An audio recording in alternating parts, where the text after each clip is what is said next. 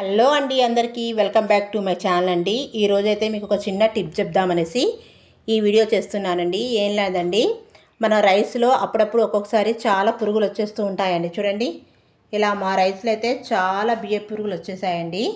అయితే మనం అప్పటికప్పుడు వండుకోవాలి అంటే ఇవి ఏరడానికే చాలా టైం పడుతుందండి. అలా కాకుండా వీటిని సింపుల్గా బయటికి ఎలా పంపించాలి, వాటంతటా అవే ఎలా బయటికి వెళ్తాయి అన్న దాని గురించి ఒక చిన్న టిప్ చెప్తానండి. సింపుల్ టిప్ అండి.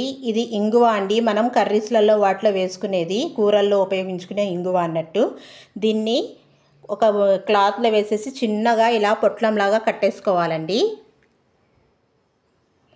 కట్టేసుకొని ఈ పొట్లాన్ని ఈ రైస్ మధ్యలో ఉంచామంటే అందులో ఉన్న పురుగులన్నీ వాటంతట అవే ఒక్క 5 మినిట్స్లో మొత్తం బయటికి వెళ్ళిపోయి రైస్ క్లీన్ అయిపోతాయండి.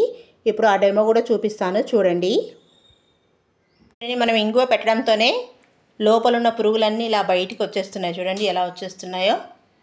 మొత్తం ఇలా బయటికి వచ్చేసి రైస్ అంతా క్లీన్ అయిపోతాయండి. ఒక్క పురుగు కూడా ఉండదు. చూడండి ఎలా బయటికి వచ్చేస్తున్నాయో మొత్తం.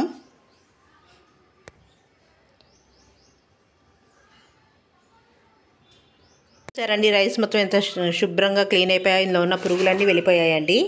రైస్ కూడా మంచిగా నీట్గా అయిపోయిందండి. ఇప్పుడు దీన్ని మనం ఓన్లీగా కడిగి రైస్ వండుకోవడమే అండి. అంత బాగున్నాయి అన్నట్టు.